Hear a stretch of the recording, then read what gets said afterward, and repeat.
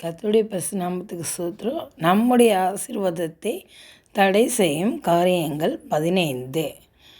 கோபம், எரிச்சல், பழிவாங்குதல், பகை உணர்ச்சி, மற்றவருக்கு கெடுதல் செய்தல், மற்றவர்களுக்கு துரோகம் செய்தல், மற்றவர்களை குறை சொல்லுதல், மற்றவர்களை மட்டம் தட்டுவது, ஏமாற்றுவது, தீராத பகை, கெட்ட வார்த்தைகள் சொல்லி திட்டுவது, உதவி செய்யாமல் இருப்பது, கடன் வாங்கியவர்கள் கொடுக்கறதுக்கு முடியலன்னா கஷ்டப்படுத்துறது, மன்னிக்கும் மனம் இல்லாமை, தர்மம் செய்யாமல் இருப்பது. இப்படி நம்மக்கிட்ட நிறைய காரியங்கள் இருக்கும். எல்லாரும் நான் எல்லாம் நல்லவன்னு சொல்ல முடியாது. சில காரியங்கள் என்கிட்டேயும் இருக்குது. ஸ்தோத்திரம்.